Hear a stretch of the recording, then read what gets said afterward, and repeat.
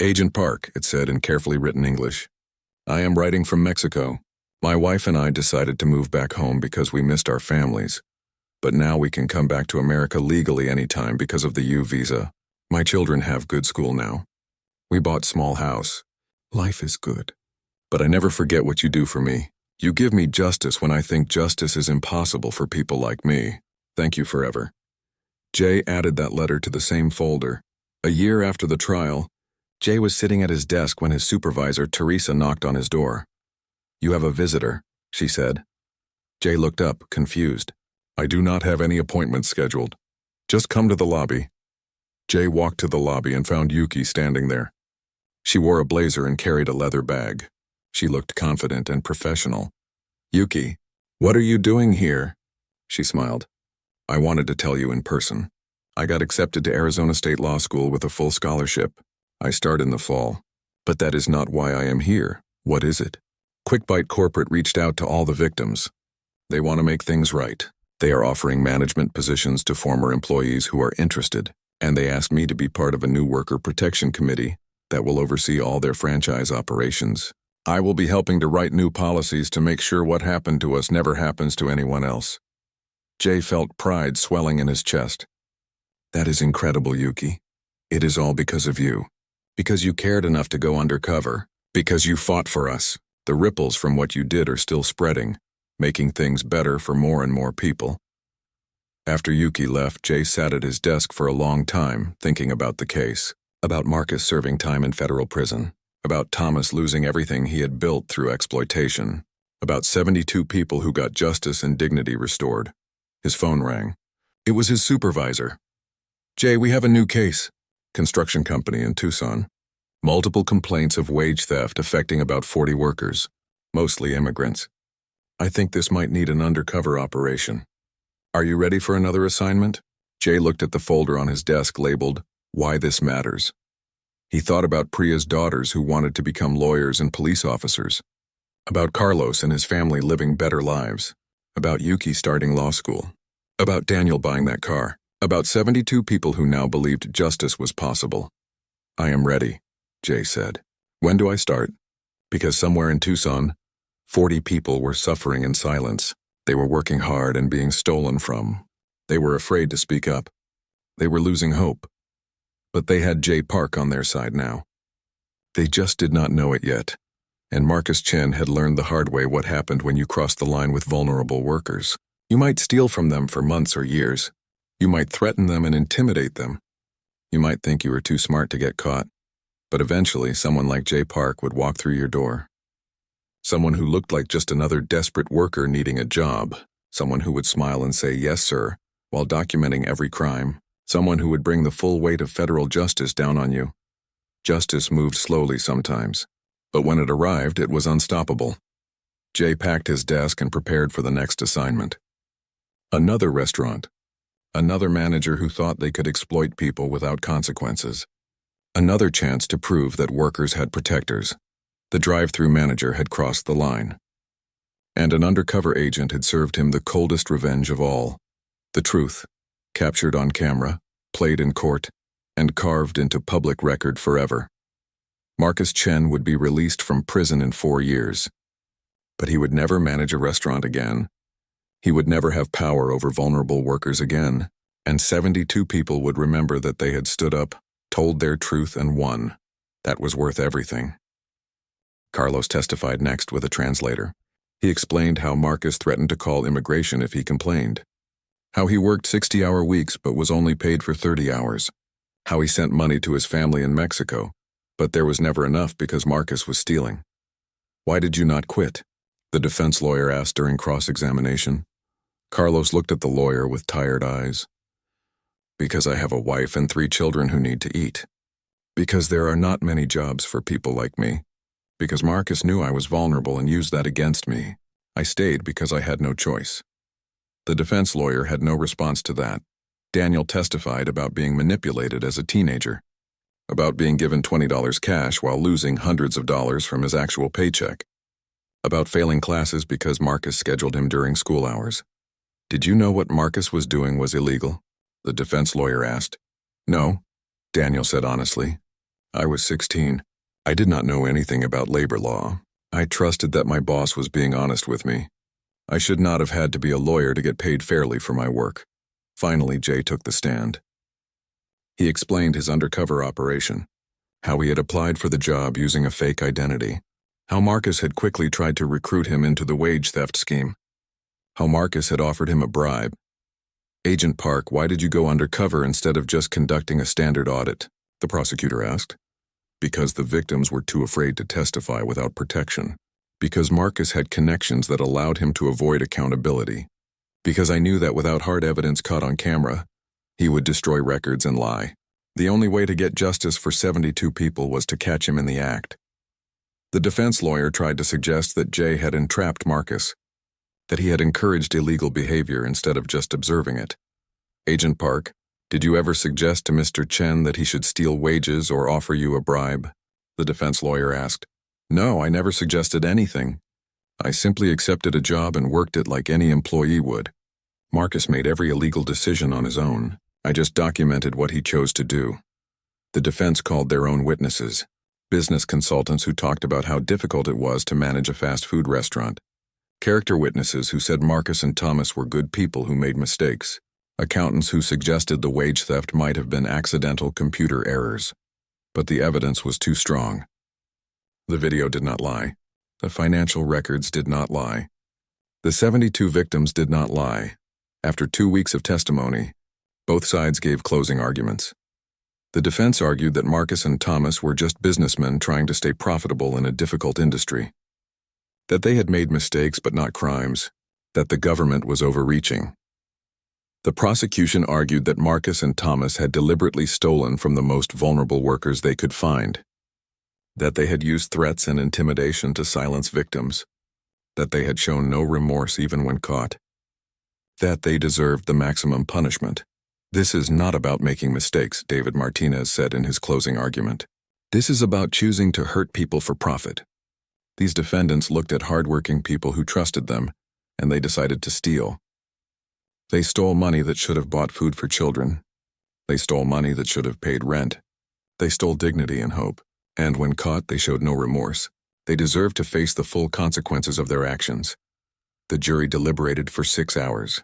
Jay sat outside the courtroom with the victims, waiting. Priya prayed quietly. Carlos paced back and forth. Yuki wrote in her notebook, probably processing everything for her future law career. Finally, the bailiff emerged. "The jury has reached a verdict." Everyone filed back into the courtroom. The tension was thick enough to cut with a knife. Marcus and Thomas stood as the jury foreman. An older man with glasses stood to read the verdict. "In the case of the United States versus Marcus Chen, on the count of wire fraud, we find the defendant guilty. On the count of wage theft, we find the defendant guilty. On the count of tax evasion, we find the defendant guilty. On the count of witness intimidation, we find the defendant guilty. On the count of conspiracy, we find the defendant guilty." The gallery erupted in quiet gasps and whispers. Judge Chen banged her gavel for silence.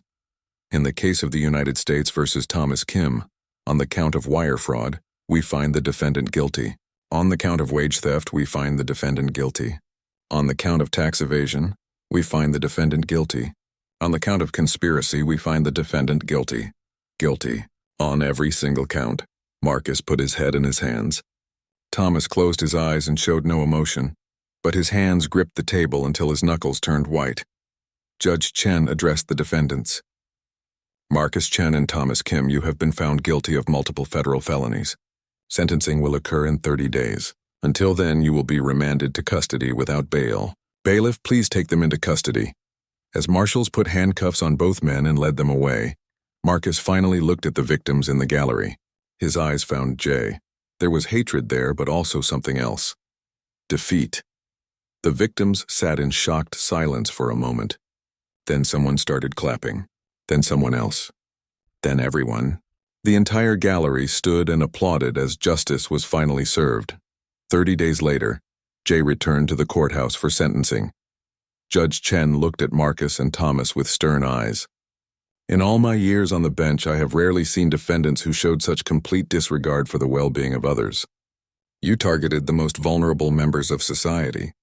You stole from people who could not defend themselves. You threatened them when they questioned you.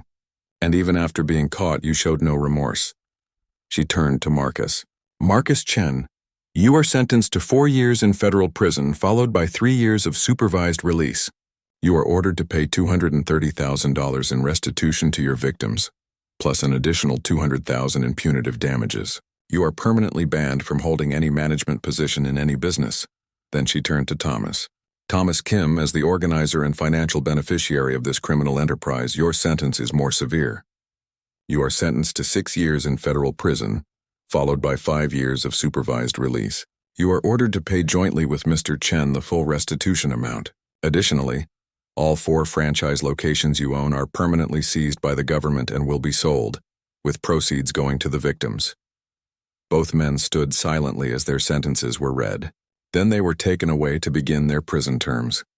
3 months after sentencing, Jay stood in a Department of Labor conference room. 72 checks were laid out on tables, each made out to a different victim. One by one, the victims came to collect their restitution.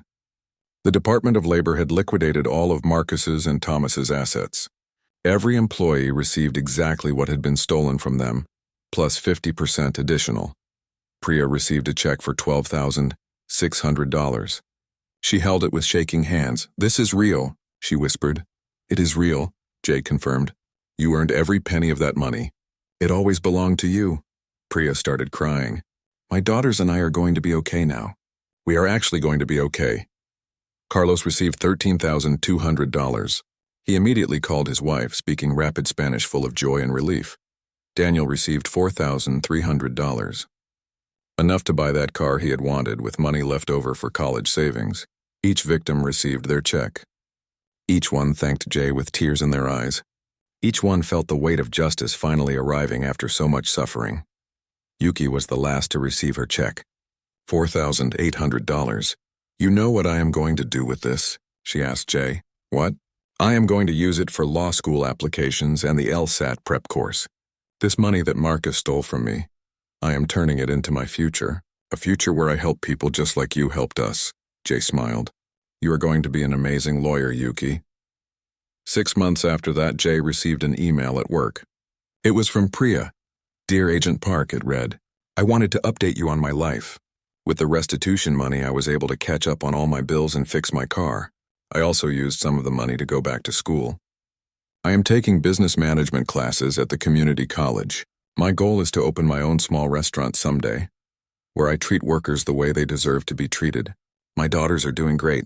Maya wants to be a lawyer when she grows up because she says lawyers fight for people like you did. Sarah wants to be a police officer for the same reason. Thank you for changing our lives. Thank you for showing my daughters that good people exist and that justice is possible. You will always be a hero to our family. Jay read the email 3 times. Then he saved it in a special folder he kept labeled, Why This Matters. That same week, he received a letter from Carlos. The envelope had Mexican stamps on it. 6 months passed like water flowing downhill, fast at first, then steady, then arriving at its destination with unstoppable force. Jay Park stood outside the federal courthouse in downtown Phoenix. It was a cold January morning, unusual for Arizona. He wore his best suit, dark blue with a striped tie. Next to him stood Teresa Rodriguez and Mike Santos, both dressed similarly. They were ready. Today was the trial. After 6 months of preparation, evidence gathering, and witness coordination, Marcus Chen and Thomas Kim would finally face a jury. The courthouse steps were crowded. News cameras pointed at anyone who looked important. Reporters shouted questions that no one answered. Lawyers walked past with confident expressions and expensive briefcases. Then Jay saw them. The victims, 72 people who had been stolen from, lied to, intimidated, and exploited. They came in small groups dressed in their best clothes. Many looked nervous. Some held hands with family members for support. But they all came. Priya arrived with her 2 daughters, both wearing matching blue dresses. The girls looked around with wide eyes, taking in the impressive courthouse building. Agent Park, Priya called out, waving. Jay walked over and smiled at the girls. These must be your daughters. Yes, this is Maya and this is Sarah. Girls, this is the man I told you about. The one who helped Mommy get justice. Maya, the older one who was maybe 7 years old, looked up at Jay seriously. My mom says bad people tried to steal from her, but you caught them. Are you like a superhero? Jay laughed. Not a superhero. Just a person who tries to help when people are being hurt. That sounds like a superhero to me, Sarah said shyly. Carlos arrived next with a woman Jay had never met before. She was beautiful, with kind eyes and a nervous smile. 3 children held onto her dress. Agent Park, this is my wife Maria, Carlos said proudly. And my children. They came from Mexico 2 months ago. Because of the U visa you helped me get. Maria shook Jay's hand firmly. Thank you, she said in accented English. Thank you for protecting my husband. Thank you for bringing my family together. You are welcome, Jay said. Carlos was very brave. He told the truth even when he was scared. Yuki arrived last, carrying a leather folder under her arm.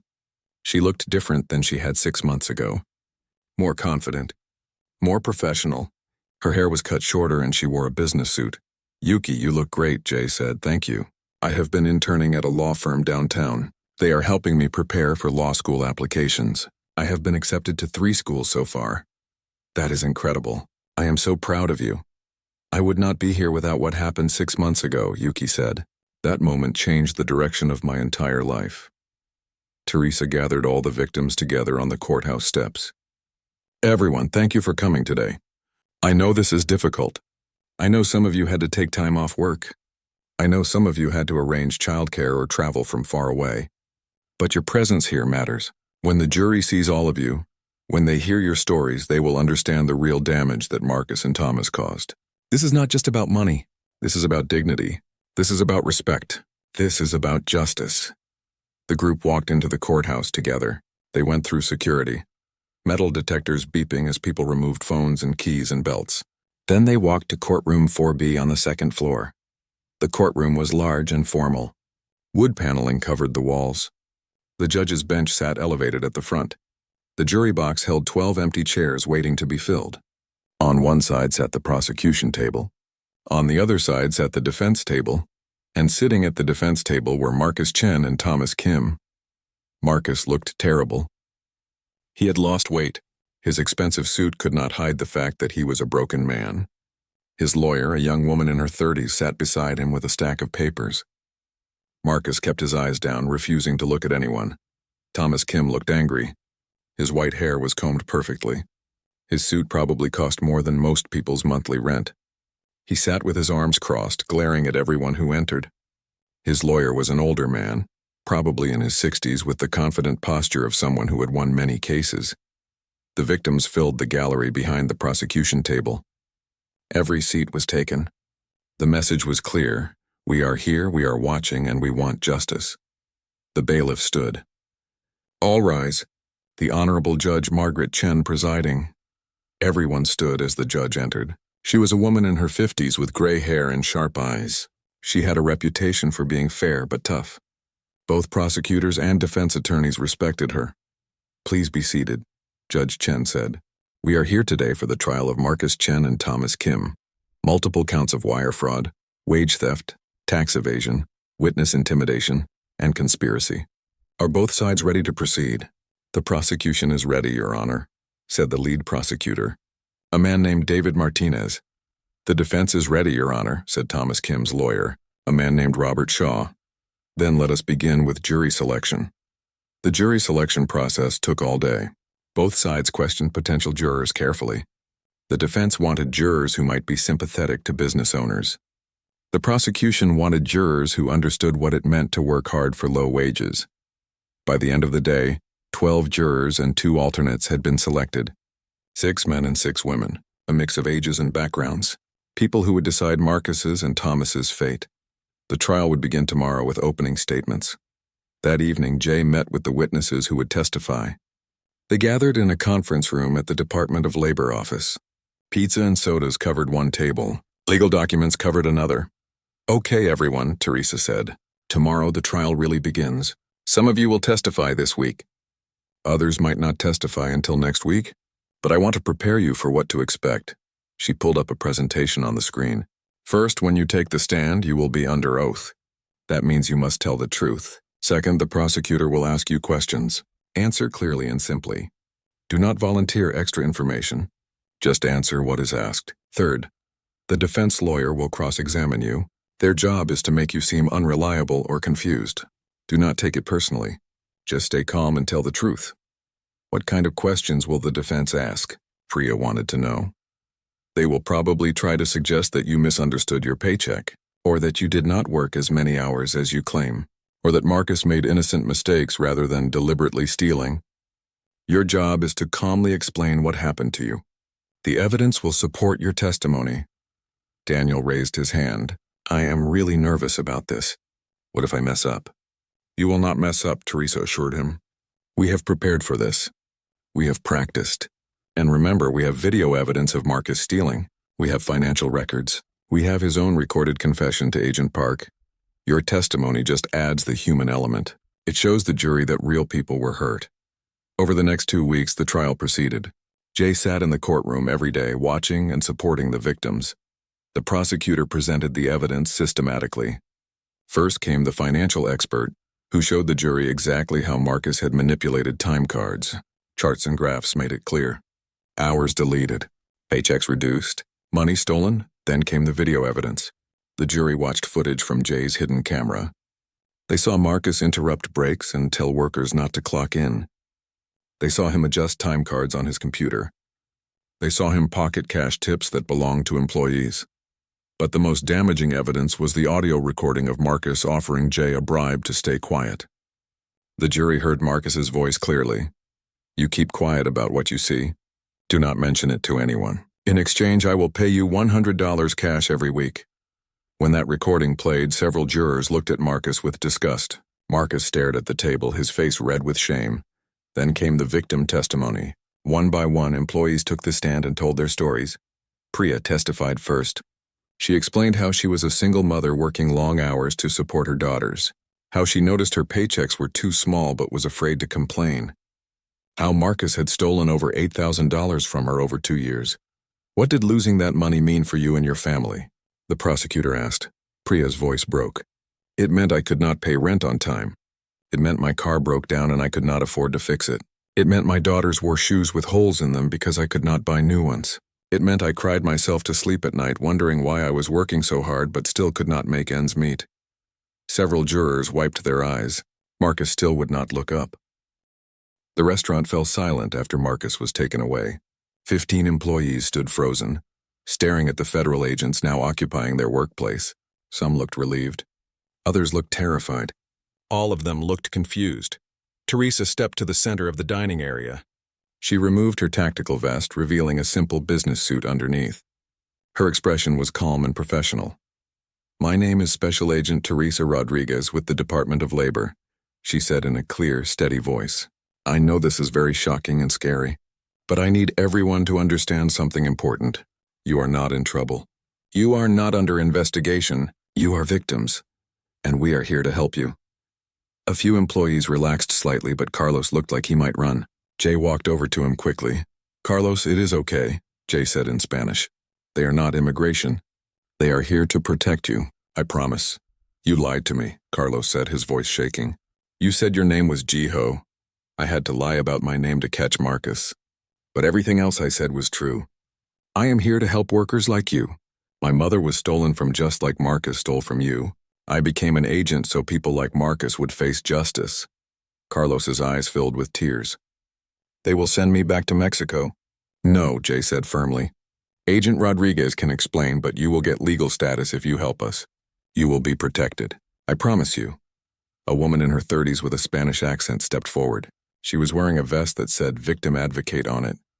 My name is Maria Santos, she said. I work with the Department of Labor to help workers who have been hurt by their employers. We have translators here who speak Spanish, Korean, and Mandarin. We want to interview each of you individually. You will have a chance to tell your story.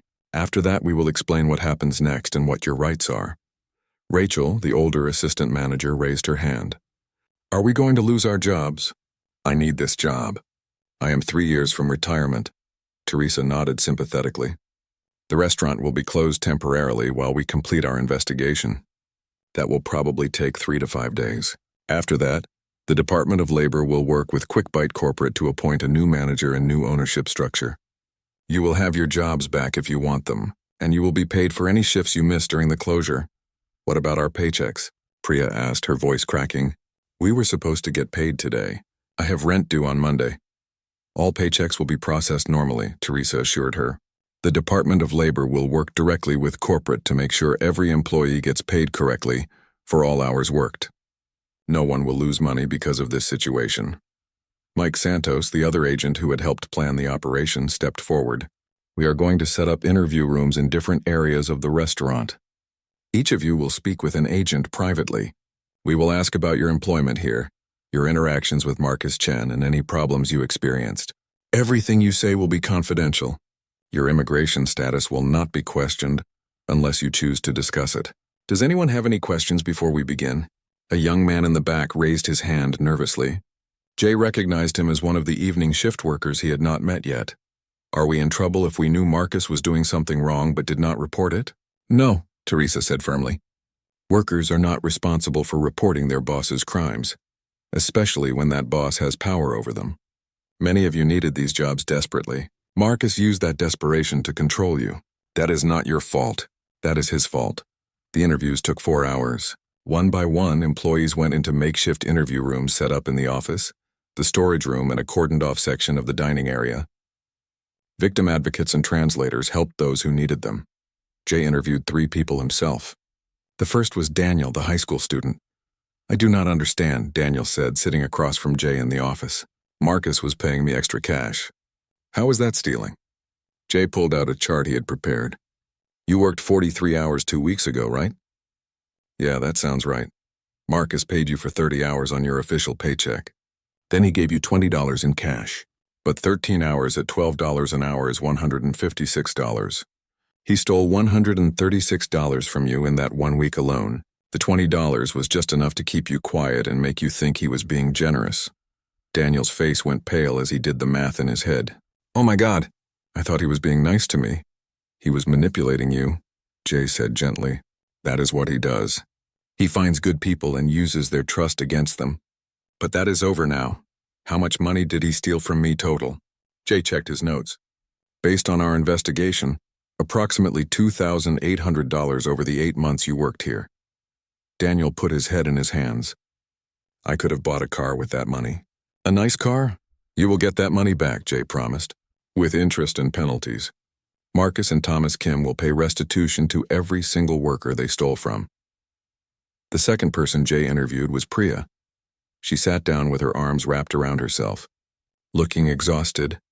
I knew something was wrong, she said quietly.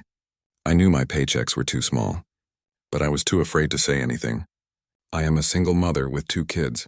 If I lost this job, I could not pay rent. We could not eat. What was I supposed to do? You were supposed to survive, Jay said.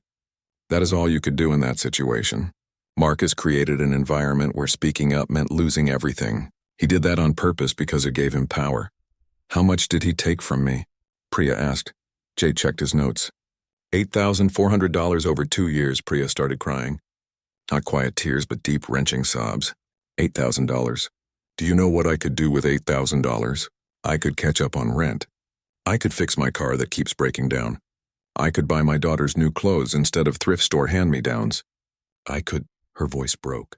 She could not continue. Jay handed her tissues and waited patiently. He had seen this reaction before. When people realized how much had been stolen from them, the grief hit all at once. It was not just about money. It was about the life they could have had, the stress they could have avoided, the dignity they deserved. You will get that money back, Jay said when Priya could breathe again. I promise you. And your daughters will see that justice exists. They will see that bad people do not always win. The third person Jay interviewed was Carlos. A Spanish translator sat with them. I am scared, Carlos said simply. I have no papers. I thought the government would help me, but I am still scared. I understand, Jay said. But let me explain something called a U visa.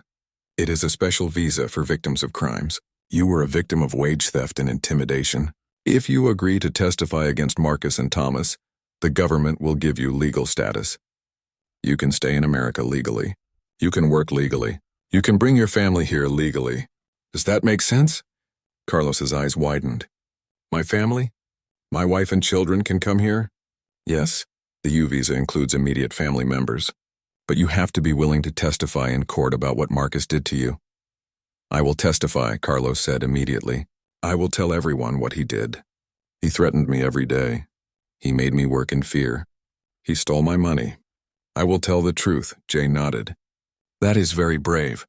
We will protect you. Marcus will never be able to hurt you again.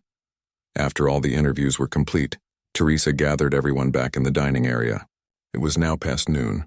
The employees looked tired and emotionally drained, but there was also something new in their expressions. Hope. Here is what happens next, Teresa said. First, QuickBite Corporate has been notified of the situation. They are cooperating fully with our investigation. Second, all 4 franchise locations owned by Thomas Kim are being seized by the Department of Labor. They will be sold, and the money will go toward victim restitution. Third, Marcus Chen and Thomas Kim will both face federal charges. Their trial will probably happen in 6 to 8 months. What charges will they face? Rachel asked. Mike Santos pulled out a list. Wire fraud, tax evasion, wage theft, witness intimidation, bribery, and conspiracy. If convicted on all counts, Marcus is looking at 4 to 6 years in federal prison. Thomas is looking at similar or longer because he was the organizer of the larger scheme. A couple of employees actually smiled at this news. The idea that Marcus would go to prison felt like justice finally arriving. What about us? Priya asked. When do we get our money back? The Department of Labor will seize all of Marcus's and Thomas's assets, Teresa explained. Cars, houses, bank accounts, everything. We have already calculated that Marcus personally has about $150,000 in assets. Thomas has significantly more, about $400,000. Combined with criminal penalties and punitive damages, we expect to recover the full $230,000 stolen from employees, plus an additional $200,000 in penalties. So we will get more than what was stolen? Someone asked in surprise. Yes, Teresa said. The law allows for punitive damages in wage theft cases. That means extra money to punish the criminals and compensate victims for the suffering they endured. Each of you will receive the full amount stolen from you, plus 50% additional as pain and suffering compensation. Priya did the math in her head. $8,400 stolen plus 50% meant $12,600 total. That was life-changing money for her. She started crying again, but this time from relief. How long will it take to get the money? Daniel asked. It depends on how quickly the assets can be liquidated, Mike said. Probably 3 to 6 months. We know that is a long time, but we will make sure every penny gets to you. In the meantime, if anyone is facing financial emergency, we can connect you with emergency assistance programs. Yuki, who had been standing quietly in the corner, finally spoke up. What about the other locations? Are there employees at those restaurants who were also hurt? Yes, Teresa said. Approximately 72 total victims across all 4 locations. We are conducting similar interviews at each restaurant right now. Everyone will get justice. Jay looked around the room at all these people. 2 weeks ago, they had been suffering in silence. Today, they were about to get justice. This was why he had become an agent. This exact moment. I have one more thing to say, Jay said, stepping forward. I know some of you feel betrayed because I lied about who I was. I am sorry for that. But I want you to know that everything I learned about you in the past 2 weeks, I learned with respect and care. You are good people. Hard-working people. You deserved better than what Marcus gave you. And from this day forward, things will be better. Priya walked over to Jay and hugged him. Thank you for caring about us. Thank you for fighting for us. One by one, other employees came forward to thank Jay. Even Rachel, who had been suspicious of him, shook his hand. I knew you were up to something, Rachel said. But I am glad it was this. I am glad someone finally stopped him. The employees were allowed to leave around 2 in the afternoon. The restaurant would remain closed while forensic accountants examined all the financial records and computers. Crime scene investigators photographed everything. The Department of Labor wanted to make sure they had every piece of evidence before the trial. Jay stayed behind to help with the evidence collection. He walked through the restaurant one more time, remembering the past 2 weeks. The hot kitchen, the angry customers, the exhausting shift, and most importantly, the people he had met, the people he had helped. Teresa came up beside him. You did good work, Jay. This case is going to make a difference. I hope so. But the real heroes are Yuki and the others who came forward. Without them, none of this happens. True. But without you going undercover, we would not have the evidence to convict. It took both. That is how justice works. Brave victims and dedicated investigators working together. Jay's phone buzzed. It was a text from his mother in Korean. Proud of you. Love you, he smiled. She did not know the details of his cases, but she always seemed to know when he had done something meaningful. Come on, Teresa said. Let's go back to the office and start writing reports. We have a long few months ahead of us preparing for trial. Can I take tonight off first? I am exhausted, Teresa laughed. You have been undercover for 2 weeks, dealing with Marcus's abuse and pretending to be someone else. Take the whole weekend off. You earned it. That evening, Jay went home to his small apartment. He took a long, hot shower, washing away the smell of grease and fast food. He changed into comfortable clothes and ordered pizza, the most delicious pizza he had ever tasted because he did not have to serve it to anyone. As he ate, he thought about what came next. The trial, the testimony, making sure every victim got their restitution. It would be hard work, but it would be worth it. His phone rang. It was an unknown number. Jay almost did not answer, but something made him pick up. Hello, Agent Park? This is Yuki Tanaka. Yuki, how are you doing? I am okay. Still processing everything. But I wanted to call and tell you something. When I filed that complaint with the Department of Labor, I did not think anyone would actually do anything. I thought it would just disappear into some database and nothing would change. But you proved me wrong. You showed me that the system can work if there are people like you who actually care. Thank you, Yuki. But you are the one who started all of this. You had the courage to speak up when no one else would. We both did our part, Yuki said. But I want you to know something else. Because of what happened today, I have decided to change my major. I'm going to study law. I want to become a lawyer who protects workers like us. So maybe someday I can help people the way you helped us. Jay felt emotion rising in his chest. That is amazing, Yuki. You are going to be an incredible lawyer. I hope so. Anyway, I just wanted to say thank you. And to tell you that what you did today changed my life, changed all of our lives. After the call ended, Jay sat in silence for a long time. This was the best part of his job. Not the arrests or the convictions, but knowing that he had helped people find hope again. He thought about Marcus, sitting in a jail cell right now, probably still furious and in denial about his situation. Marcus had thought he was smart. He had thought he could exploit vulnerable people forever without consequences. He had been wrong. Jay finished his pizza and pulled out his laptop. He had reports to write eventually, but tonight he just wanted to send one email. He opened his contacts and found the message address for his mother. Mom, he typed. Today was a good day. Today I helped some people who reminded me of you. People who work hard and deserve respect. I wish you could have gotten justice all those years ago when your boss stole from you. But at least these people got their justice. I love you.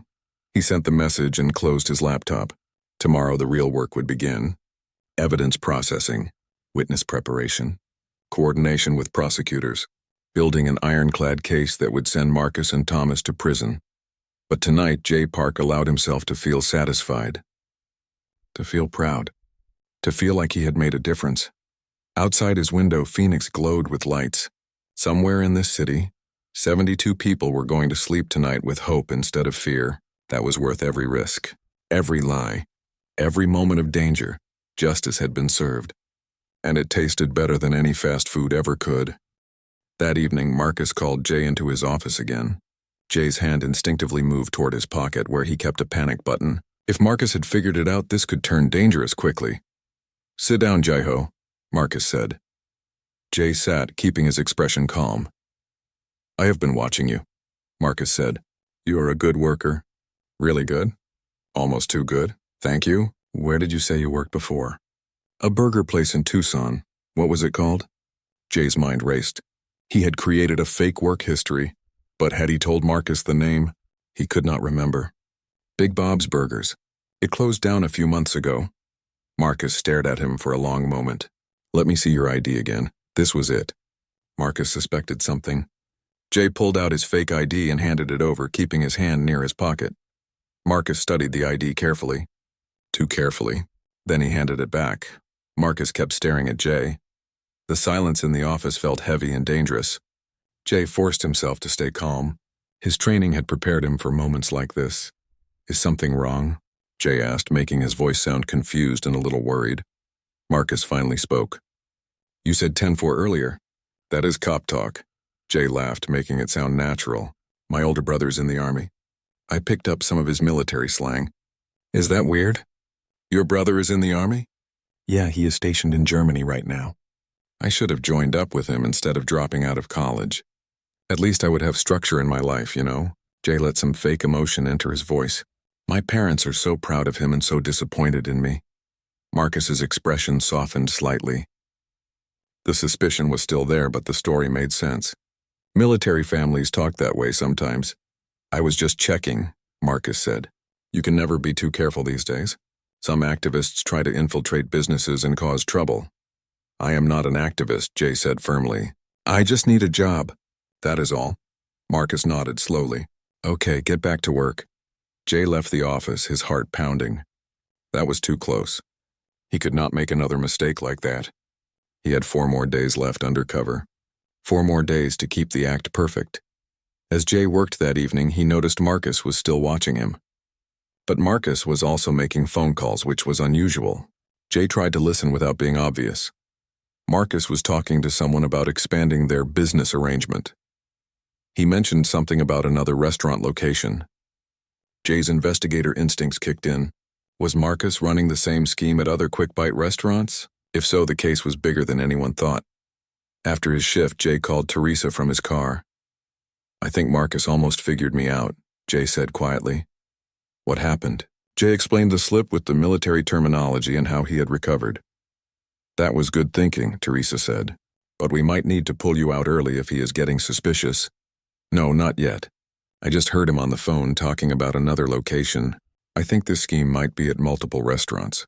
We need to find out how big this is before we move in. Teresa was quiet for a moment. If we can connect him to fraud at multiple locations, the charges become much more serious. But Jay, your safety comes first. If anything feels wrong, you bail out. No heroic. I understand. The next day was Friday. Jay arrived for his shift and immediately noticed something different. Marcus was in a very good mood. Almost too good. Jiho, today is payday, Marcus announced. You have been working hard. I appreciate that. Thank you, Mr. Chen. I want you to meet someone. My uncle, the franchise owner, is coming by this afternoon. He likes to meet promising new employees. Jay felt alarm bells going off in his head. The franchise owner, Marcus's uncle. This could be a test. Or a trap. I would be honored to meet him, Jay said, keeping his voice steady. Good. Just be yourself. Tell him what a great place this is to work. At 2 o'clock, a large black Mercedes pulled into the parking lot. An older man in an expensive suit got out. He was in his 60s with gray hair and a cold expression. This was Thomas Kim, the franchise owner. Marcus rushed out to greet his uncle. They spoke in Korean for a few minutes. Jay wished he could understand what they were saying. Then they walked inside together. Jiho, come here, Marcus called out. Jay walked over, wiping his hands on his apron. Uncle Thomas, this is Jiho Kim, one of our new employees. Jiho, this is my uncle, Mr. Thomas Kim. He owns this franchise and 3 others in Phoenix. Nice to meet you, sir, Jay said, bowing slightly to show respect. Thomas looked Jay up and down. Kim, you are Korean? Yes, sir. 2nd generation. Where are your parents from? Seoul. They came to America in the 90s. Thomas nodded with approval. It is good to see young Korean men working hard. Too many young people these days are lazy. They want everything handed to them. Yes, sir. My parents taught me the value of hard work. Marcus tells me you are a good worker, that you understand how to be loyal. Jay understood the hidden meaning. Loyal meant keeping quiet about the illegal activities. I believe in loyalty, Jay said carefully. When someone gives me a job, I show respect and gratitude. Thomas smiled. Good answer. Marcus, this one is smart. Keep him around. The 2 men went into Marcus's office and closed the door. Jay went back to work, but his mind was racing. 4 locations. If Marcus was running the same scheme at all 4 restaurants, the total amount of stolen wages could be over $200,000. Maybe more. Jay needed to get information about the other locations. He decided to take a risk. During his break, Jay approached Rachel in the employee area. They were alone. Rachel, can I ask you something? What is it? Mr. Kim owns other Quick Bite locations, right? 4 total. This one in Tempe, one in Mesa, and one in Scottsdale. Are they all run like this one? Rachel looked at him sharply. Why are you asking? Just curious. Marcus seems to have a very specific way of doing things. I wondered if the other managers do things the same way. Rachel's expression became guarded. Listen to me, Jiho. Whatever you are thinking, stop thinking it. I have worked in this business for over 20 years. I know when someone is looking for something. If you are smart, you will do your job, take your paycheck, and not ask questions. I'm not looking for anything. I was just making conversation. No, you were not. I have seen activists try to infiltrate restaurants before. They come in, work for a few weeks, gather information, and then try to cause trouble for the owners. Is that what you are? Jay felt panic rising but forced it down. Rachel, I promise you I am not an activist. I just need this job. I was making conversation. That is all. Rachel studied his face for a long moment. Then she shook her head. I do not know what you are, but I know you are not just a regular worker. Stay away from me. I do not want any part of whatever you are doing. She walked away, leaving Jay standing alone. This was bad. If Rachel told Marcus about this conversation, the whole operation could collapse. Jay finished his shift in a state of high alert. Marcus did not call him into the office, which was a good sign. Maybe Rachel had decided to keep quiet. Or maybe she was waiting to see what Jay did next. That evening, Jay met with Teresa and another agent named Mike Santos. They met in a safe house, a small apartment the Department of Labor rented for undercover operations. We need to talk about extraction, Teresa said immediately. You have had 2 close calls in 3 days. That is not sustainable. I am fine, Jay insisted. I can handle this. It is not about whether you can handle it, Mike said. It is about whether the operation is still secure. If Marcus or Rachel figures out who you are, they could destroy evidence. Or worse, they could hurt you. They are not going to hurt me. Marcus is a coward. He only picks on people who cannot fight back. Cowards can be dangerous when they are cornered, Teresa said. But I understand why you want to stay. We just confirmed something important. The owner, Thomas Kim, is directly involved in the wage theft scheme. We pulled financial records from all 4 locations. The pattern is identical at each restaurant. Over the past 3 years, approximately $230,000 have been stolen from employees across all 4 locations. Jay felt his anger rising again. $230,000. That money belonged to people who worked hard for every penny. People with families. With dreams. With bills they could not pay because Marcus and Thomas were stealing from them. Then we need to take them both down, Jay said. Not just Marcus. Thomas, too. We will, Teresa promised. But we need to be smart about it. Tomorrow is Saturday. That means heavy business all day. Lots of employees working. Lots of witnesses. That is when we make our move. Tomorrow. But I still have 3 more days approved for the operation. We have enough evidence. Multiple felonies on video. Financial records. Witness statements. We could wait 3 more days, but the risk of exposure is too high. We move tomorrow. Jay knew Teresa was right, but he felt conflicted. Part of him wanted more time to build an even stronger case. But another part of him was exhausted. Living undercover was mentally draining. Pretending to be someone else every moment. Never being able to relax. Always being on guard. What is the plan? Jay asked. Mike pulled out a map of the restaurant and the surrounding area. Marcus opens the restaurant at 5:30 tomorrow morning. You will go in for your shift at 6 as usual. We will have agents positioned in unmarked vehicles in the parking lot. At 8 o'clock, when the morning rush starts and maximum employees are present, we move in simultaneously. Federal agents enter through the front and back. Local police block all exits. We execute search warrants for the restaurant and Marcus's home. We arrest both Marcus and Thomas. What about the employees?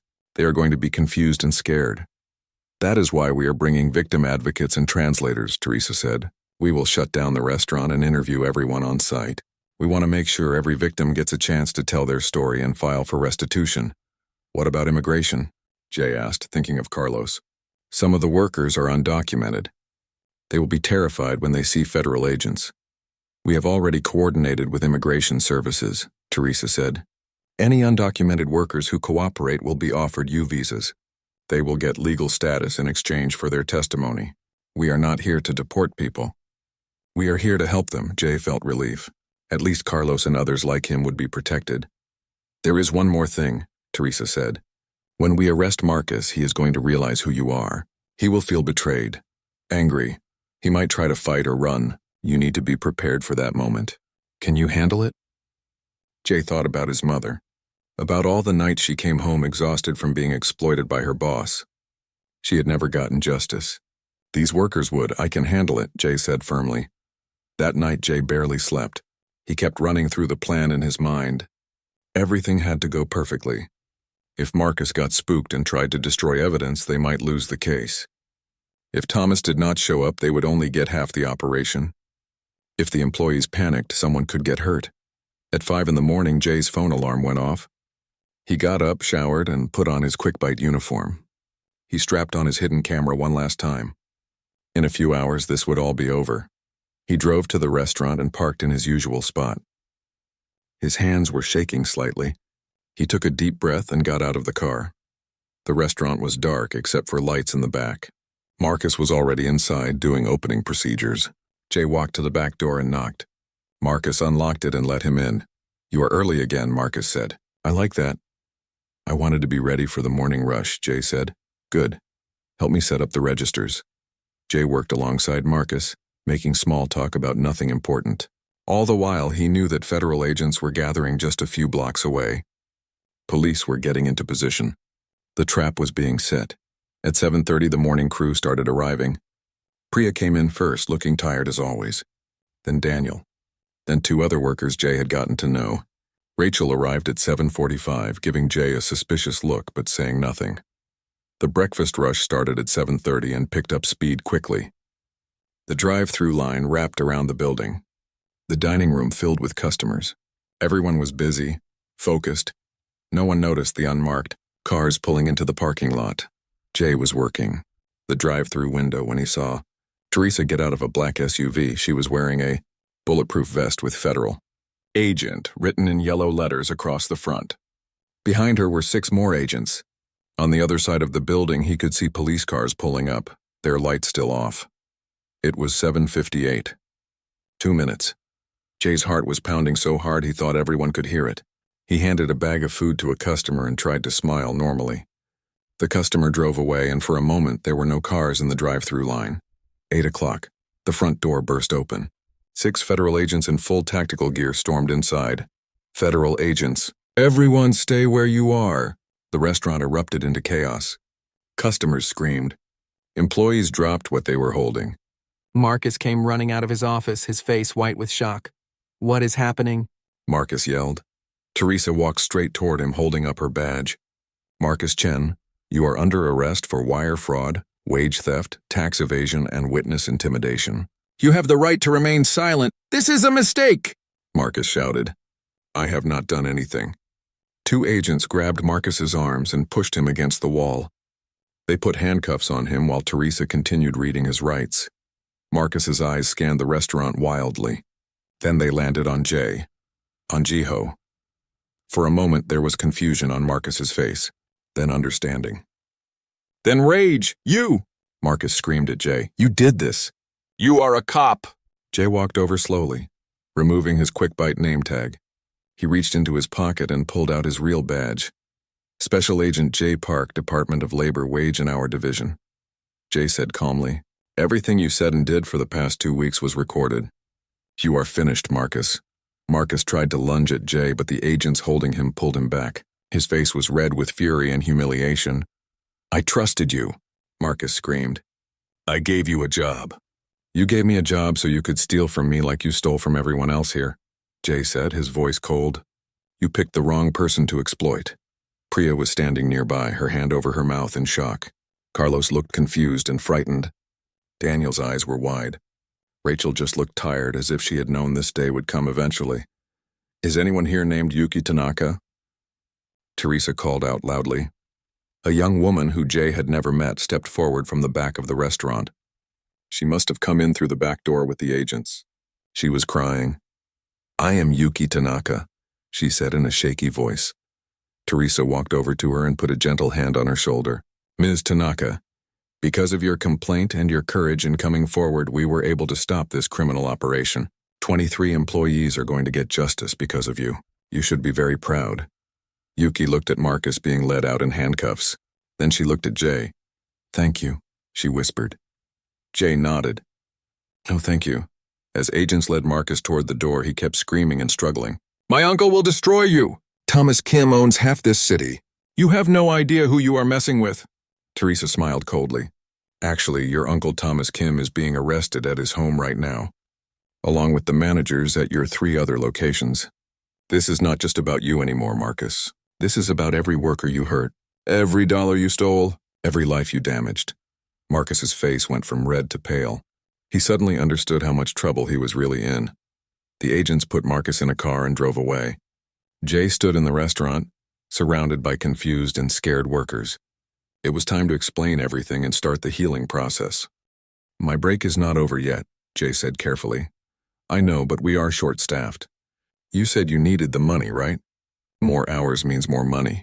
Jay pretended to consider this. "Okay, sure. I can go back now.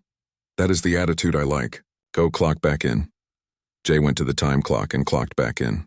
His break had only been 8 minutes, but he would be paid as if he had taken the full 15-minute break. This was how Marcus operated. Small violations that added up over time. By the end of his first real shift, Jay understood the system perfectly.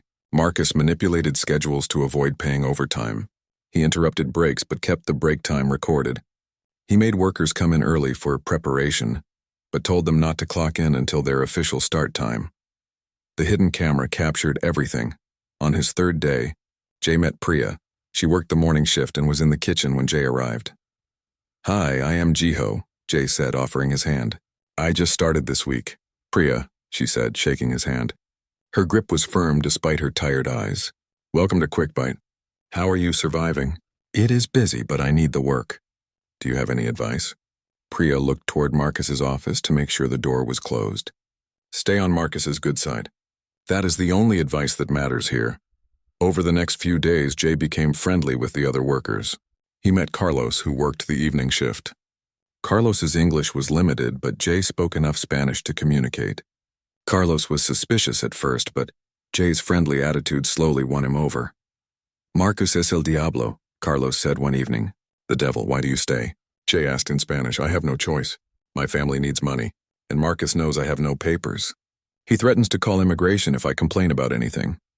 Jay felt anger rising in his chest, but he kept his expression neutral. "That is terrible. I am sorry. Es la vida," Carlos said with a shrug. "It is life." Jay also worked with a high school student named Daniel. He was 16 and saving money for a car. Daniel reminded Jay of himself at that age. Hardworking, hopeful, naive about how cruel people could be. "Marcus is actually pretty cool," Daniel told Jay during a break. "He gives me extra hours sometimes." "Really? That is nice of him." "Yeah, I mean, sometimes he asks me to clock out but keep working for a little bit. He says it helps the store look more efficient on paper, and he gives me $20 cash to make up for it." Jay's jaw tightened. Marcus was paying Daniel $20 in cash while stealing much more than that from his paycheck, but Daniel did not understand he was being cheated. "That does sound like a good deal," Jay lied. After 1 week undercover, Jay had documented numerous violations. He had video of Marcus interrupting breaks, audio of Marcus telling workers not to clock in until certain times, records of schedule manipulations. But he did not have the smoking gun yet. He needed to see Marcus actually changing time cards in the system. On his 8th day, opportunity arrived. Jay came in early for his shift and found Marcus in the office with the door open. Marcus was focused on his computer screen, clicking and typing rapidly. Jay walked past slowly, glancing at the screen. Marcus was in the timekeeping system. He was changing someone's clock-out time from 8:15 to 7:30. 45 minutes of work erased with a few clicks. Jay kept walking and clocked in for his shift. But his hidden camera had captured the computer screen perfectly. That video would be crucial evidence. Later that same day, something even more important happened. Marcus called Jay into his office. "Close the door, Jiho." Jay felt a spike of adrenaline. Had Marcus figured out who he really was? But Marcus's expression was not suspicious. It was calculating. "You have been doing good work this week," Marcus said. "Thank you, sir.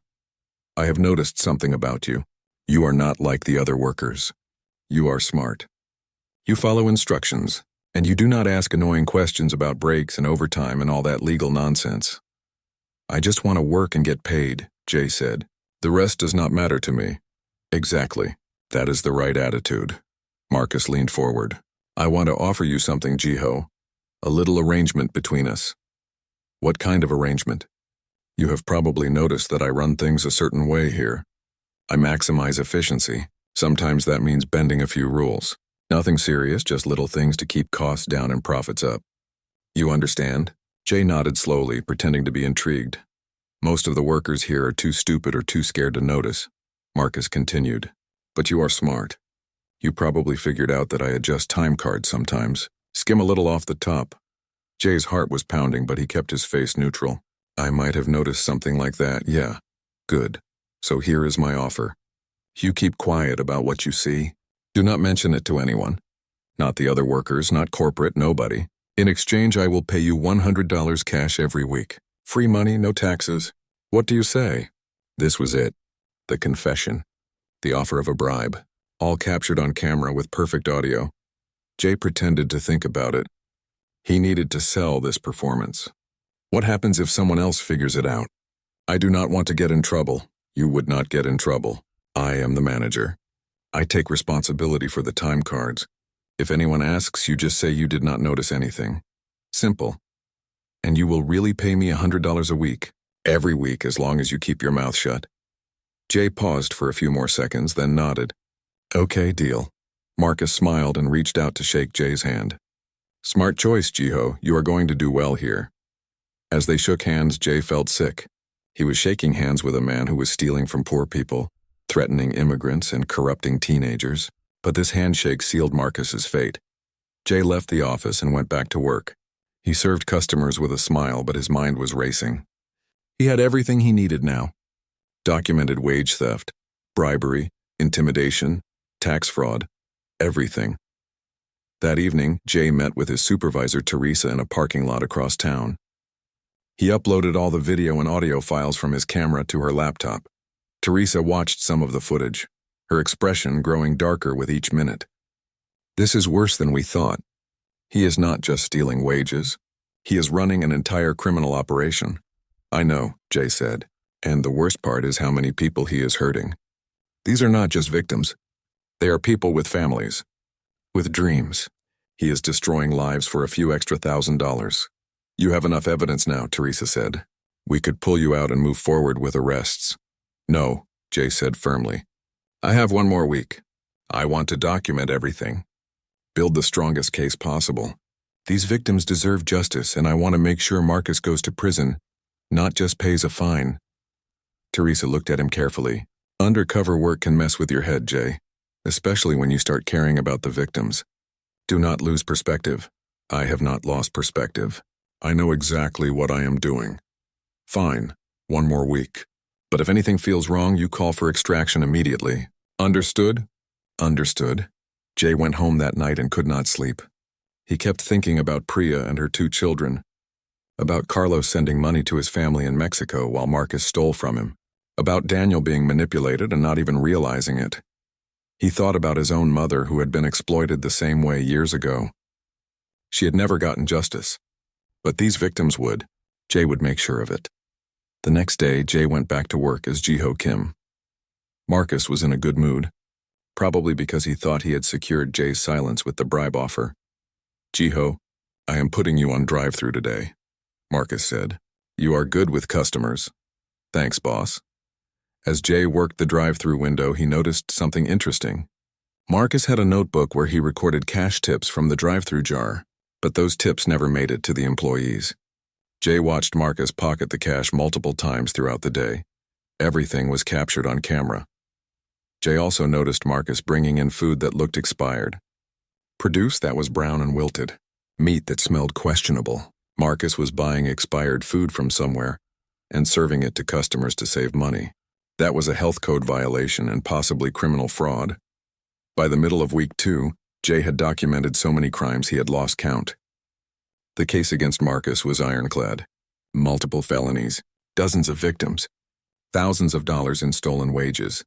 But something unexpected happened. Jay started to care about his co-workers on a personal level. Priya told him about her daughters and their dreams of going to college. Carlos showed him pictures of his family in Mexico. Rachel confided that she was only a few years from retirement and prayed she could hold on long enough to qualify for Social Security.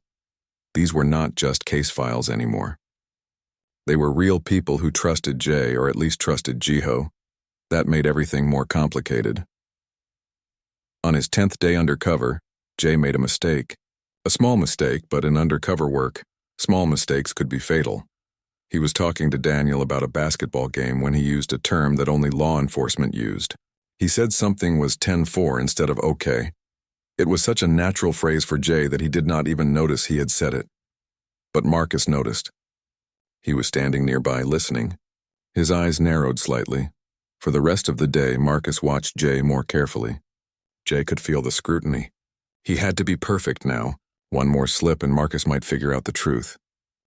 After college, Jay joined the Department of Labor. For 5 years, he had been investigating wage theft cases. He was good at his job. Very good. Jay read through Yuki's complaint carefully. Then he pulled up the history for that quick bite location. 3 other complaints had been filed in the past 18 months. All had been dismissed for lack of evidence.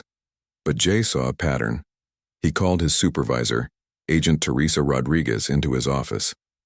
"Look at this," Jay said, showing her the complaint and the history. Teresa read through everything. She was a veteran investigator with 20 years of experience. She had seen every type of wage theft scheme imaginable. 4 complaints in 2 years from the same location, Teresa said. "That is not a coincidence. I want to go undercover," Jay said. Teresa looked at him carefully. "Undercover operations are expensive and time-consuming. We usually just do an audit." "An audit will not work here. This manager is smart. He will destroy evidence the moment we show up, and the victims are too scared to testify without protection. We need hard evidence, video recordings caught in the act." Teresa thought for a moment. "How long would you need?" 2 weeks. Maybe 3. You know the drill. You would be working those hours for real. No backup in the building. No contact with the office except for emergencies. "I know I can do it." Teresa nodded slowly. "Write up the proposal. If you can convince the director, you have my support." Jay spent the next 2 days preparing his case. He showed the pattern of complaints. He showed the vulnerability of the victims. He showed that traditional audits had failed at this location before. He argued that an undercover operation was the only way to get justice for these workers. The director approved the operation with one condition. Jay had only 2 weeks. If he could not gather enough evidence in 2 weeks, they would pull him out and try a standard audit instead. Jay agreed. 2 weeks was enough. It had to be. He went home and started preparing. He created a fake identity. Jiho Kim, 23 years old, college dropout who needed money fast. He created social media accounts that went back several months. He got a fake ID and fake references. Everything had to be perfect. Jay also went shopping. He bought clothes that looked worn and cheap. He practiced acting desperate, tired, and a little naive.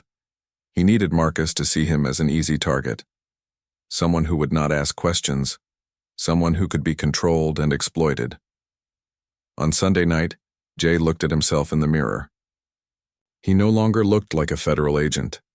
He looked like just another young person who needed a job and could not afford to be picky. Tomorrow, he would walk into Quick Bite Burgers and apply for a position. Tomorrow, he would enter Marcus Chen's world. And in 2 weeks, if everything went according to plan, he would destroy that world completely. Jay thought about Yuki and all the other victims. They had shown courage by coming forward. Now it was his turn to show courage by going into enemy territory alone. He smiled at his reflection. Marcus Chen had no idea what was coming for him. Monday morning arrived with the usual Phoenix heat. Jay Park walked into Quick Bite Burgers at 9:30. The breakfast rush was ending, and the restaurant was quieter now. A few customers sat at tables, and the drive-thru had only one car waiting. Jay approached the counter. A tired-looking woman in her 50s stood at the register. Her name tag said, "Rachel. Can I help you?" Rachel asked. "Yes. I am looking for a job. Are you hiring?" Jay made his voice sound hopeful and a little desperate. You would need to talk to the manager. Let me get him. Rachel disappeared into the back. A moment later, Marcus Chen walked out. He looked Jay up and down, evaluating him like a piece of meat. You need a job? Marcus asked. Yes, sir. I really need work. I can start right away. Come to my office. Jay followed Marcus through the kitchen and into a small office. The room smelled like old grease and paper. Marcus sat behind his desk and gestured for Jay to sit in the chair across from him. What is your name? Marcus asked. Jiho Kim. Why do you need a job, Jiho? Jay had rehearsed this story many times. I dropped out of college last semester. My parents are not happy with me. I need to make some money and figure out what I am doing with my life. I am not picky about the work. I just need steady income. Marcus smiled. It was not a friendly smile. It was the smile of a predator who had just spotted prey. Have you worked fast food before? Yes, sir. I worked at a burger place in Tucson for a year. Why did you leave? I moved here to be closer to my girlfriend, but we broke up last month. Jay made himself look embarrassed and sad. So now I am stuck here with no job and bills to pay. What do you know about overtime rules? Marcus asked suddenly. Jay pretended to think. Not much, honestly. I know there are rules, but I never really paid attention to that stuff. I just worked when they told me to work. Marcus leaned back in his chair. This was exactly what he wanted to hear. A worker who did not know his rights. A worker who would not ask questions. The job pays $12 an hour, Marcus said. You would work the register, the drive-thru, whatever we need. Sometimes we get busy and need people to stay late. That is not a problem for you, right? No problem at all, Jay said. Like I said, I need the money. I am willing to work hard. Good. When can you start? Right now if you need me. Marcus smiled again. I like your attitude, Jiho. Let me make some copies of your ID and we will get you set up. Jay handed over his fake ID. Marcus took it and left the office. Jay used this moment to look around quickly. He spotted the computer on the desk. That was where Marcus probably manipulated the time cards. He also saw a filing cabinet.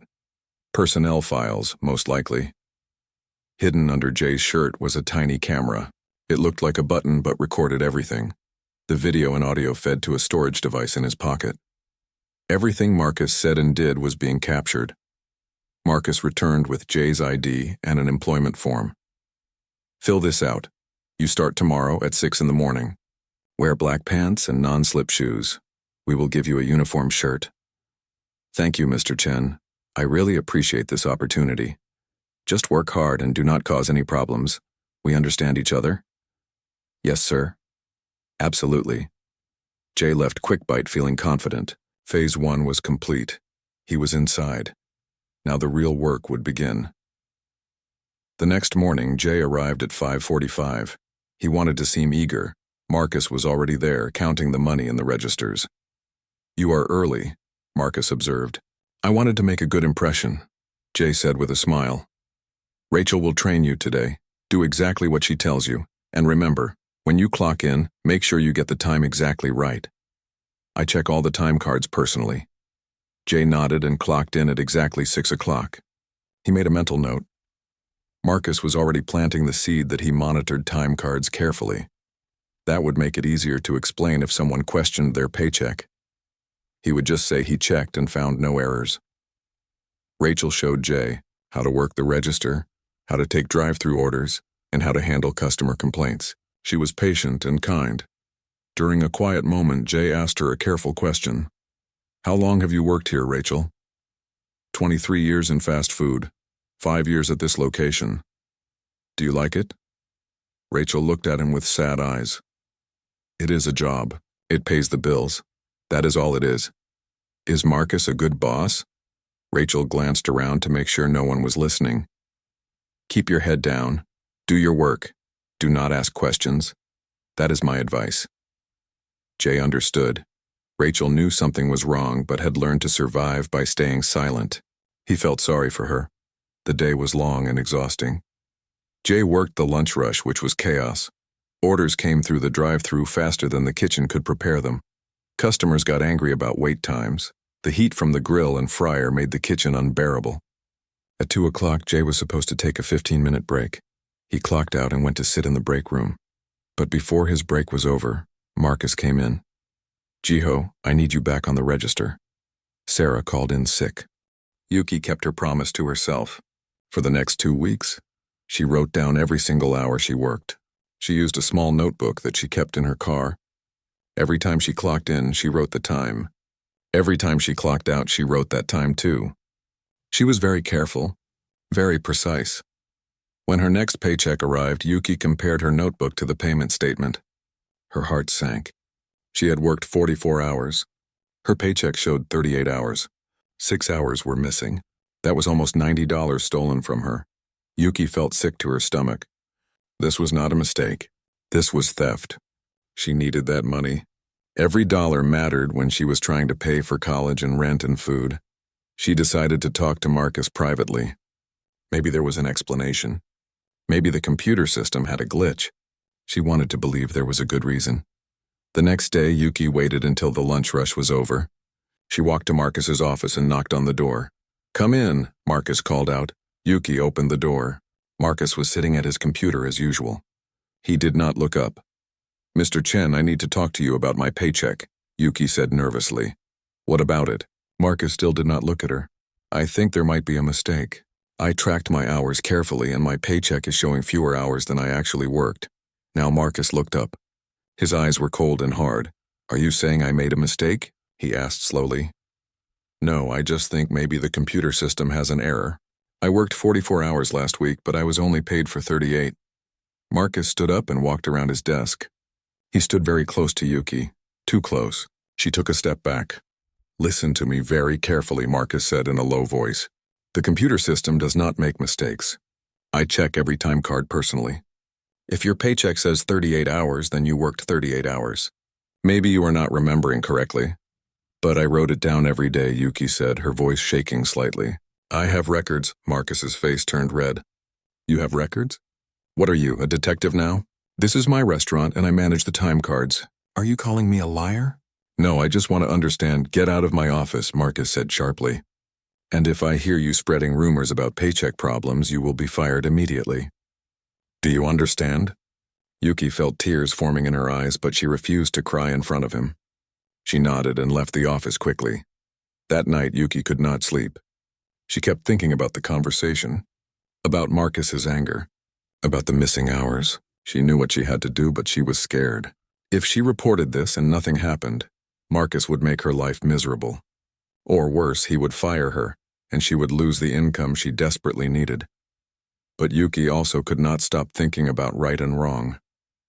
Her parents had taught her to always stand up for what was right, even when it was difficult. Especially when it was difficult. The next morning, Yuki called the Quick Bite corporate office. She asked to speak to someone in human resources. After being transferred 3 times, she reached a woman named Barbara Chen. "Quick Bite Human Resources, this is Barbara. How can I help you?" Yuki took a deep breath. "My name is Yuki Tanaka. I work at the Phoenix location on Desert Road. I think my manager is stealing from employee paychecks." There was a pause on the other end of the line. "That is a serious accusation," Barbara said. "What evidence do you have?"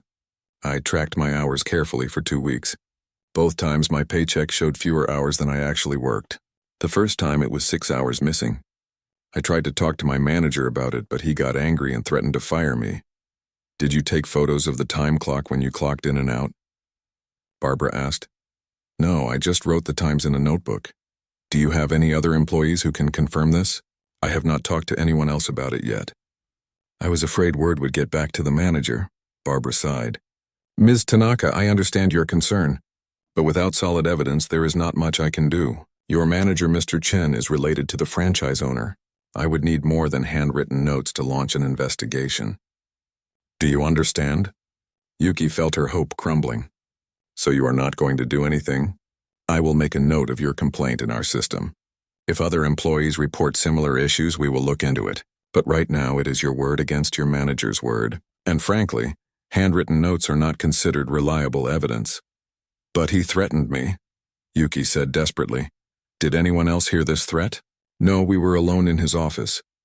"I am sorry, Ms. Tanaka, my hands are tied without more evidence. But please call us again if you have any proof like photos or recordings or other witnesses." The call ended. Yuki sat in her car in the parking lot of her apartment building. She felt defeated, helpless. She had tried to do the right thing and it had led nowhere. But Yuki was not the type to give up easily. She started thinking about Barbara's words. Other employees. Maybe she was not the only victim. Maybe if she could find other workers who had the same problem, they could report it together. Over the next few days, Yuki carefully started talking to her co-workers. She started with Priya, the single mother who worked mornings. "Priya, can I ask you something personal?" Yuki said during a quiet moment. "Of course, honey." "What is it?" "Have you ever noticed your paychecks being smaller than they should be?" Priya's eyes widened slightly. She looked around to make sure no one was listening. "Why are you asking?" Priya whispered. "Because I think Marcus is stealing from us." Changing our time cards, Priya closed her eyes for a moment. When she opened them, they were filled with tears. "I thought I was going crazy," Priya said quietly. "I have been tracking my hours on my phone calendar. For the past 3 months, every single paycheck has been wrong. Sometimes 5 hours missing, sometimes 8. I am a single mother with 2 kids. I need every penny. But I was too scared to say anything. Marcus knows I cannot afford to lose this job." Yuki felt both validated and angry. "Have you told anyone?" "Who would I tell? Marcus runs this place. The owner is his uncle. I called corporate once, but they said they needed proof. I do not have proof. Just my calendar notes." "I called corporate too," Yuki said. "They told me the same thing. What are we supposed to do?" Priya asked helplessly. "I do not know yet, but we are not alone. Let me talk to some other people." Yuki also spoke to Carlos, though it was harder because his English was not perfect. But Carlos understood enough. When Yuki asked about his paychecks, his face became dark with anger. "Marcus es muy malo," Carlos said. "Very bad. He take my money. He say he call immigration if I complain. I work 50, 60 hours. He pay for 30 hours maybe. I have family in Mexico. They need money, but I send less because Marcus steal." Yuki felt rage building inside her. Marcus was not just stealing money. He was stealing from people who could not defend themselves. People who lived in fear. She also learned about Minjun, the high school student. He had already been fired by the time Yuki started investigating. She found him on social media and sent him a message. Minjun agreed to meet her at a coffee shop. He looked tired. His school backpack sat beside him, covered in pins and patches. "Marcus made me work during school hours," Minjun told her. "When I said I had class, he said I could work or I could find another job. I needed the money for my family. My dad is sick, so I started skipping class. My grades went from A's to D's. My teachers were so disappointed in me. I finally told my parents the truth and they made me quit. But the damage was already done. I might not graduate on time now." Yuki listened to story after story. Every worker had been hurt by Marcus in some way. Some had money stolen. Some were harassed. Some were threatened. Everyone was scared. Yuki knew she had to do something bigger. Corporate had not helped. But there had to be someone who would listen. Someone who had the power to stop Marcus. She went online and started researching. She learned about the Department of Labor. She learned that wage theft was a federal crime. She learned about something called the Wage and Hour Division, which investigated exactly this type of situation.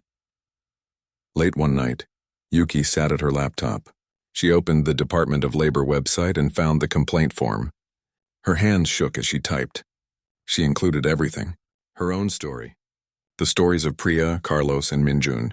She estimated that at least 23 employees had been affected over the past 2 years. She calculated that Marcus had stolen at least $47,000, probably more. She hit submit at 2 in the morning. Then she sat back and wondered if anything would actually happen. 3 days later, the complaint landed on the desk of Special Agent Jay Park. He worked in the Department of Labor's Wage and Hour Division office in Phoenix. He was 29 years old, but he looked younger. People often underestimated him because of his baby face and friendly smile. That was their mistake. Jay had grown up poor. His parents were Korean immigrants who worked multiple jobs to support their family. Jay's mother had worked at a dry cleaning business where the owner stole wages regularly. She never reported it because she was afraid of losing her job. Jay watched his mother come home exhausted and underpaid for years. When he was old enough, He vowed to protect workers like his mother. He put himself through college working at various jobs, including fast food restaurants. He knew exactly how these businesses operated. He knew the tricks managers used. He knew how vulnerable workers could be exploited. Marcus Chen stood behind the counter of Quick Bite Burgers, his arms crossed tightly over his chest. His eyes watched every movement his employees made. He had worked at this restaurant for 8 years, and now he was the day manager. The power felt good. Too good. It was a hot Tuesday morning in Phoenix, Arizona. The summer heat made the kitchen even hotter than usual. Marcus wiped sweat from his forehead but kept his stern expression. He had learned that smiling made workers think he was soft. He could not afford to be soft. "Move faster," Marcus barked at the girl working the drive-thru window. "Customers are waiting." The girl was Yuki Tanaka. She was 19 years old and studying computer science at the community college. She worked at Quick Bite to pay for her classes and textbooks. Her black hair was pulled back in a tight ponytail, and her Quick Bite uniform was always clean and pressed. She tried hard at everything she did. Yuki handed a bag of food through the window and gave the customer a tired smile. She had been working since 5 in the morning. It was now almost noon. Her feet hurt. Her back hurt. But she needed this job. Marcus had not always been this way. When he first started working at Quick Bite 8 years ago, he was different. He was 26 then, fresh out of college with a business degree. He had dreams of owning his own restaurant someday. He was friendly to everyone. He helped new workers learn their jobs. He stayed late to clean when needed, but years passed. Marcus watched as the franchise owner, his uncle by marriage, made money while Marcus stayed at the same low salary. He watched younger managers at other locations get promoted. He watched corporate ignore his ideas. Something inside him changed. He became bitter, angry, mean. Now Marcus saw his position as day manager as his chance to get what he deserved. If the company would not pay him more, he would find other ways to make money. And if he had to step on a few workers to do it, that was their problem. The restaurant was always busy. It sat near 3 major roads and served breakfast, lunch, and dinner. The staff was mostly young people like Yuki. Some were high school students. Others were single mothers trying to support their families. A few were immigrants who spoke English as a second language. They all had one thing in common. They needed the job badly, and Marcus knew it. Marcus walked over to the time clock on the wall. He looked at the screen and frowned. Then he pulled out his phone and made some notes. He did this several times a day. The workers did not know what he was doing, but it was part of his system, his very profitable system. Yuki grabbed another order from the kitchen and brought it to the window. A man in a blue car waited impatiently. "That took forever," the man complained. "I am sorry, sir," Yuki said politely. "We are very busy today." The man drove off without another word. Yuki turned around to see Marcus standing right behind her. She jumped slightly. "You need to be faster," Marcus said coldly, "and stop apologizing to customers. It makes us look weak." "Yes, sir," Yuki said quietly. Marcus walked back to his office. It was a small room with a desk, a computer, and a filing cabinet. He closed the door and sat down. On his computer screen were spreadsheets. Numbers filled every cell. These were not the official company records. These were his personal records. His secret records. For the past 2 years, Marcus had been stealing from his employees. Not directly from their pockets. That would be too obvious. Instead, he stole their time. When workers clocked in, the system recorded their hours.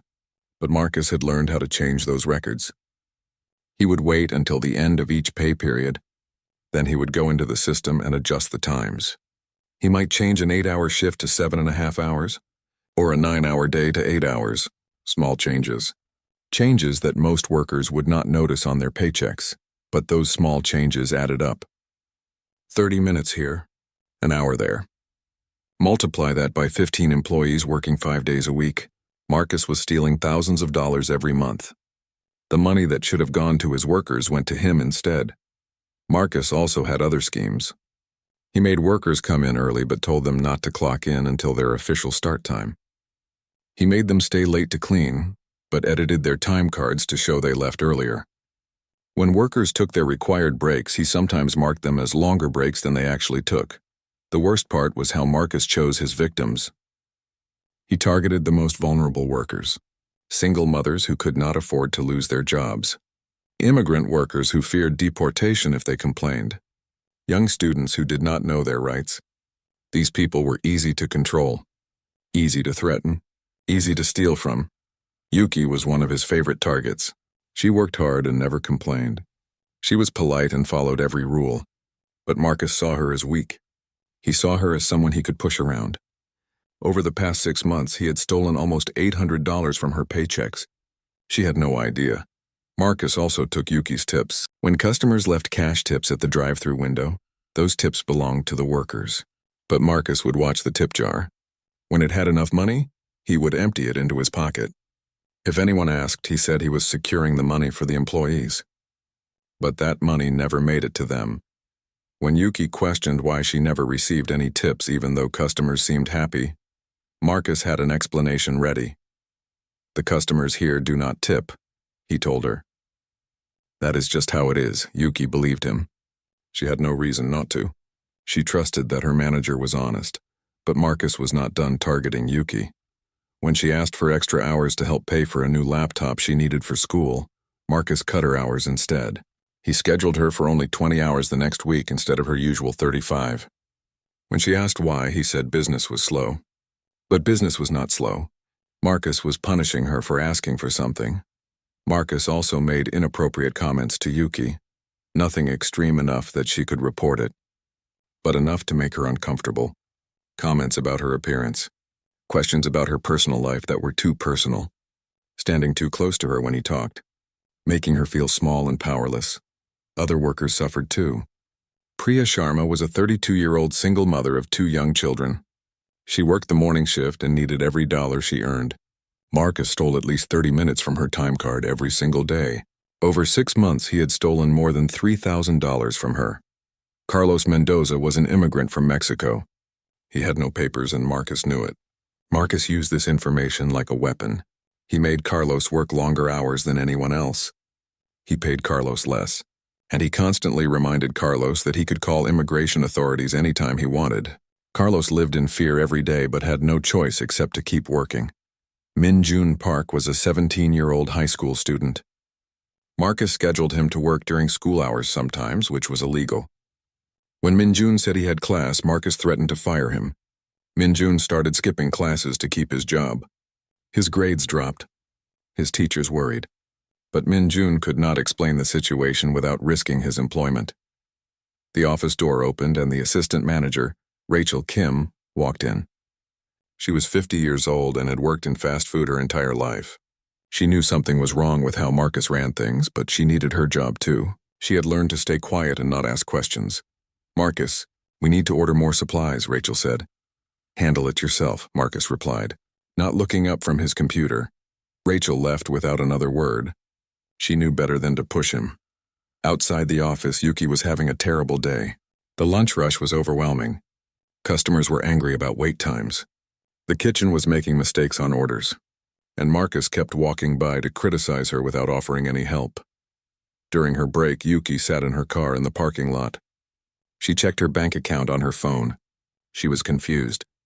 Her paycheck had been deposited that morning, but it was smaller than she expected. Much smaller. She had worked 42 hours last week, but her paycheck only showed 36 hours. Yuki thought maybe she had remembered wrong. Maybe she had not worked as many hours as she thought. She was tired all the time from juggling school and work. Maybe she made a mistake. But something in her gut told her this was wrong. She decided she would check more carefully next week. She would write down every hour she worked and compare it to her paycheck. Yuki did not know it yet, but this decision would change everything. Not just for her, but for Marcus and every worker at Quick Bite Burgers.